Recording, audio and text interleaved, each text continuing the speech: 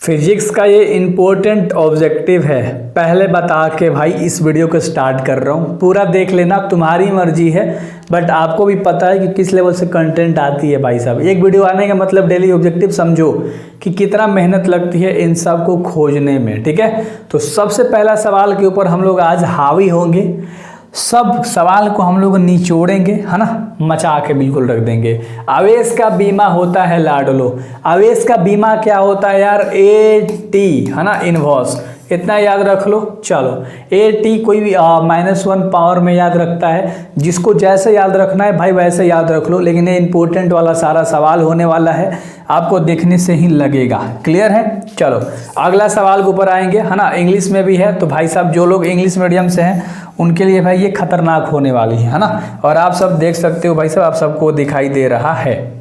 कर आवेश के पृष्ठ घनत्व का मात्रक होता है, आवेश के पृष्ठ घनत्व का मात्रक क्या होता है, कूलम्ब पर मीटर स्क्वायर। ये याद रख लेना, हर बच्चे याद रखेंगे इस सवाल को, बहुत खतरनाक लेवल वाला सारा सवाल हम उठा के लाए हैं।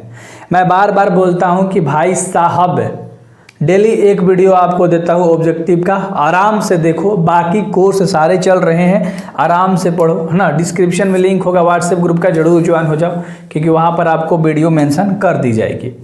अगला सवाल तुम्हारा कह रहा है 3 नंबर का कि इलेक्ट्रॉन का विशिष्ट आवेश होता है, इलेक्ट्रॉन का विशिष्ट आवेश कितना होता है। बहुत आराम से करा जाएगा, क्योंकि सारे इंपॉर्टेंट वाले सवाल हैं, तो बिल्कुल टाइम वेस्ट नहीं करा जाएगा। तो क्या होता है लाडलो, 1.8 × 10⁻11 C/kg, है ना। चलो तो ये अच्छे से याद रख लेना भाई साहब, पहला नंबर का ऑप्शन तुम्हारा बिल्कुल सही होगा। एक एक सवाल मुझे पता है आप सब थोड़ा सा एक्साइटेड हो, एग्ज़ाम आप सबका नज़दीक आ गया है, तो हम लोग हारने वाले में से तो है नहीं, है ना। आपको भी पता है, डिस्क्रिप्शन में लिंक मिल जाएगा, बहुत सारी चीज़ों का प्लेलिस्ट में सब आपका सब्जेक्ट कवर कराया गया है, तो चेकआउट करो। स्थिर विद्युतीय क्षेत्र होता है, स्थिर विद्युतीय क्षेत्र जो होता है लाडलो वो संरक्षी होता है ना। संरक्षी इंग्लिश में बोलते हैं उसको कंजर्वेटिव, क्या बोलते हैं, कंजर्वेटिव। क्लियर है। अगला सवाल के ऊपर आते हैं। अगला सवाल 5 नंबर सवाल कह रहा है, इनमें से कौन सा अदिश राशि है। अदिश राशि भाई साहब देखो, आवेश, धारिता और विभव, ये तीनों तुम्हारा अदिश राशि है, तीनों अदिश राशि है। ऑप्शन के अकॉर्डिंग चलेंगे तो हमारा D नंबर सही होगा। एग्जाम में तुम्हारा आ सकता है, तो अदिश और सदिश का ट्रिक वाला वीडियो देख लेना, है ना। चलो बेहतर तरीके से भाई अदिश क्या है, सदिश क्या है। अगला जो 6 नंबर का सवाल है लाडलो, 6 नंबर का सवाल क्या कह रहा है, कह रहा है कि विद्युत क्षेत्र रेखाओं से जानकारी प्राप्त होती है, विद्युत रेखाओं के क्षेत्र से हमें जानकारी प्राप्त होती है। देखो क्षेत्र के शक्ति भी, दिशा भी और आवेश की प्रकृति भी, ये सभी होगा, ये सभी होगा, याद रख लेना, ये सभी तुम्हारा ऑप्शन होगा, है ना, ये सभी ऑप्शन होगा लाडलो। क्लियर है। अगला सवाल के ऊपर बात करें, अगला देखो 7 नंबर सवाल है। 7 नंबर सवाल कह रहा है कि अगर 2 आवेशों के बीच की दूरी बढ़ाई जाती है तो उनकी वैद्युत स्थितिज ऊर्जा जो होगी लाडलो वो कैसी होगी। तो घटती है या बढ़ती है, 2 ही ऑप्शन में बताओ। वो क्या होती है, घटती है। अगर 2 आवेशों के बीच की दूरी बढ़ाई जाती है ना, याद रखना, तो क्या होती है, घटती है। बहुत सुंदर। अगला सवाल हम लोग देख लें। अगला सवाल, चलो अगला सवाल है, 1 फैराडे बराबर होता है, हर बच्चे को पता है ना, 1 फैराडे जो बराबर होता है भाई साहब, चलो यार चलो, गुस्सा हो क्या, चलो तो हर बच्चे को ये ऑप्शन याद था ना। चलो अगला सवाल कह रहा है 9 नंबर, 9 नंबर कह रहा है कि पिको और फैराड मात्रक है, जो पिको फैराड मात्रक है विद्युत धारिता का, किसका होता है लाडलो, विद्युत धारिता का, इलेक्ट्रिक कैपेसिटेंस, है ना, याद रख लेना इंग्लिश में। क्लियर है। चलो तो इंग्लिश मीडियम वालों तैयार हो, सारे के सारे यार, सारे के सारे तैयार रहो, ठीक है। चलो अगला सवाल हम लोग करेंगे, किसी संधारित्र की धारा किस पर निर्भर करती है, तो प्लेटों के आवेश पर निर्भर करती है। किस पे, देख सकते हो भाई साहब तुम लोग, है ना, इंग्लिश मीडियम वाले, प्लेटों के। क्लियर है। चलो अगला सवाल के ऊपर बात करें। अगला सवाल 11 नंबर है, 11 नंबर का सवाल है, मैं ज़्यादा समय नहीं लेता, आज तक ना लिया हूँ। कह रहा है किसी धातु का पैरवैद्युतांक होता है अनंत तक, किसी भी धातु का जो पैरवैद्युतांक होता है भाई साहब वो अनंत पे होता है, इन्फिनिटी पे होता है। इंग्लिश मीडियम वालों IN है ना, इन्फिनिटी, अनंत। क्लियर है। अगला सवाल देख लो 12 नंबर। विद्युत वाहक बल की इकाई होती है वोल्ट, है ना। विद्युत वाहक बल की इकाई क्या होती है लाडलो? वोल्ट होती है। क्लियर? अच्छे से याद हो रहा है, मज़ा आ रहा है। अब होगा भाई साहब डेली ऑब्जेक्टिव की प्रैक्टिस, याद रखिएगा। क्लियर है? हाँ, तो इम्पोर्टेंट वाले सारे होंगे क्योंकि मैंने चैप्टर वाइज कराया है। प्लेलिस्ट में जाओगे तो चैप्टर वाइज आप बेहतर तरीके से मतलब कर पाओगे। 1 वोल्ट बराबर होता है ना 1 जूल कूलम्ब इनवर्स के, बस इतना याद रख लेना। क्लियर है? अच्छे से याद रखना चाहिए, एक एक सवाल आपको याद होना चाहिए। चलो अगला सवाल हम लोग कर लेते हैं। कार्बन प्रतिरोध का कलर कोड में लाल रंग का मान होता है। कार्बन प्रतिरोध के बारे में पूछ रहा है कि जो कलर कोड का लाल रंग होता है उसका मान कितना होता है? तो 2 होता है लाडलो। कितना होता है भाई साहब? 2 होता है। क्लियर है ना? देखो यहाँ पर सारे ऑप्शंस हैं, है ना, यहाँ पर सारे ऑप्शंस हैं, बट आपको चीटिंग नहीं करनी है, इसलिए ना सब ऑप्शन को ढक दे रहा हूँ, है ना। अगला सवाल देख लो भाई साहब, अगला सवाल आपको करना है। कह रहा है स्थिर विभवांतर पर किसी विद्युत परिपथ का प्रतिरोध आधा कर दिया जाता है तो उत्पन्न ऊष्मा का मान होगा। तो उत्पन्न ऊष्मा का मान कितना हो जाएगा लाडलो? 2 गुना हो जाएगा, है ना। कितना हो जाएगा? 2 गुना हो जाएगा। Clear?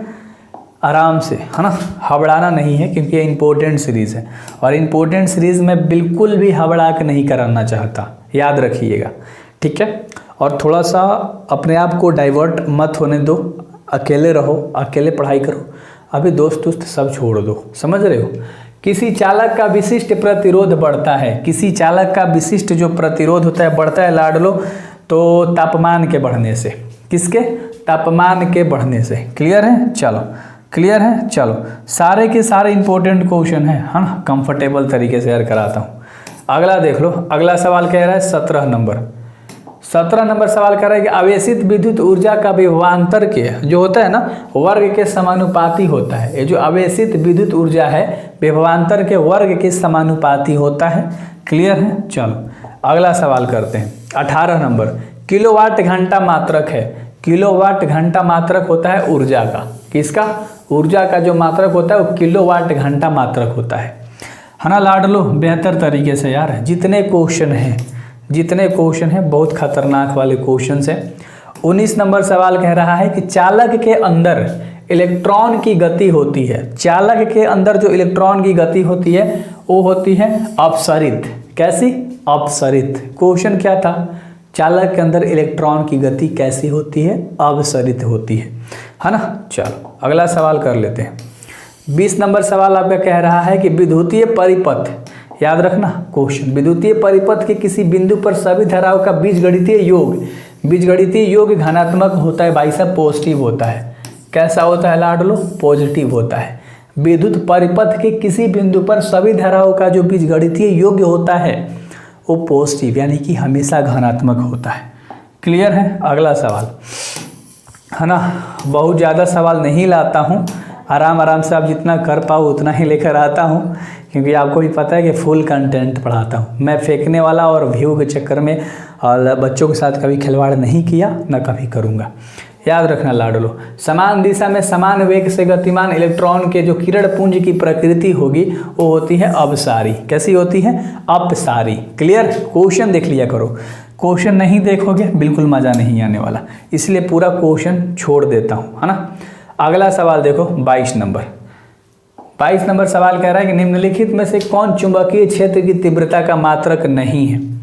Tesla, weber metre, Gauss ये सभी हैं, न्यूटन पर मीटर स्क्वायर ये नहीं है। तो ऑप्शन नंबर डी सही होगा, याद रहेगा। हाँ, तो ये क्वेश्चन बेहतर तरीके से, है ना, सिर्फ वहाँ से मुड़ी हिलाने से नहीं होने वाला, बेहतर तरीके से आपको करना ही पड़ेगा। अगला सवाल के ऊपर बात करते हैं, है ना। जो मेहनत करता है उसकी कोई वैल्यू नहीं, जिसके सब्सक्राइबर बहुत ज़्यादा है उसकी आजकल वैल्यू हो चुकी है ना बच्चों के मन में। चलो कोई नहीं। आदर्श एमीटर का प्रतिरोध होता है भाई साहब 0, 0। आदर्श एमीटर का पूछ रहा, याद रख लेना क्वेश्चन, 0 होता है। और ये बहुत वीवीआई वाला सवाल है, ये बहुत वीवीआई वाला सवाल है। क्लियर है लाडलो? ये बहुत वीवीआई वाला सवाल है। और अगला 24 नंबर, जब किसी एमीटर को शंट किया जाता है तो इसकी माप की जो सीमा होती है लाडलो बढ़ती है। क्या होती है? बढ़ती है। जब एमीटर के शंट किया जाता है तो इसकी जो माप की क्षमता होती है ना वो बढ़ने लगती है ना। अगला सवाल कर ले, चलो 25 नंबर, इसको थोड़ा अच्छे तरीके से करेंगे। चल कुंडली गैल्वेनोमीटर से प्राप्त धारा का मान समानुपाती विक्षेप के समानुपाती होता है चल कुंडली गैल्वेनोमीटर में। याद रहेगा क्वेश्चन? हाँ, बेहतर तरीके से, थोड़ा सा ये डायलॉग नहीं भूलनी है ना। और मेहनत अब जारी है, तो भाई साहब डेली आपको एक वीडियो मिलेगा, टेंशन बिल्कुल भी मत लो। अगला क्वेश्चन, चुंबकीय द्विध्रुव आघूर्ण एक सदिश राशि है जो निर्दिष्ट होती है किसके? दक्षिण से ध्रुव की ओर, दक्षिण से उत्तर की ओर, सॉरी, दक्षिण से उत्तरी ध्रुव की ओर, है ना। कह रहा है चुंबकीय द्विध्रुव आघूर्ण एक सदिश राशि जो निर्दिष्ट होती है भाई साहब दक्षिण से उत्तर ध्रुव की ओर। क्लियर है? हाँ, तो ये याद रख लेना, द उ यानी दक्षिण से उत्तर। क्लियर? अगला 27 नंबर का सवाल कह रहा है, देख लो 27 नंबर का, पृथ्वी के चुंबकीय ध्रुव पर नमन कोण का मान होता है, वो इतना आसान सवाल है, 90 डिग्री होता है। कितना होता है लाडलो? 90 डिग्री होता है। क्लियर है? याद रहेगा ना, पृथ्वी के चुंबकीय ध्रुव पर नमन कोण का मान जो होता है 90 डिग्री होता है। और अगला 28 नमन कोण का मान उत्तरी ध्रुव से विषुवत रेखा की ओर जाने पर कितना हो जाता है? तो घटते रहता है डिग्री का मान जो होता है। नमन कोण का जो मान होता है उत्तरी ध्रुव से विषुवत रेखा की ओर जाएगा तो घटता है। क्या होता है? घटता है। क्लियर? अगला सवाल कर ले 29 नंबर, कह रहा है कि लेंज का नियम संबंध है। लेंज का जो नियम है भाई साहब वो किससे संबंध रखता है? ऊर्जा से, है ना। किससे? ऊर्जा से। लेंज का नियम किससे संबंध रखता है? ऊर्जा से रखता है। एंड द लास्ट क्वेश्चन है, आपका ध्यान से बताना है, चुंबकीय फ्लक्स का SI मात्रक वेबर होता है। हर बच्चे को पता होना चाहिए। देखो लास्ट के सवाल कितने खतरनाक हैं और कितने इंपॉर्टेंट वाले कितने साल आ चुके हैं, है ना। तो ये बहुत रिपीटेड सवाल हैं, सारे के सारे याद रख लेना। सो अच्छे तरीके से करनी है, पूरा करना है एंड इस वीडियो को शेयर करना है अपने दोस्तों में, तब जाके ना यार डेली कंटेंट तैयार हो पाएगा। समझ रहे हो? सो बेस्ट ऑफ लक, मिलते हैं भाई साहब।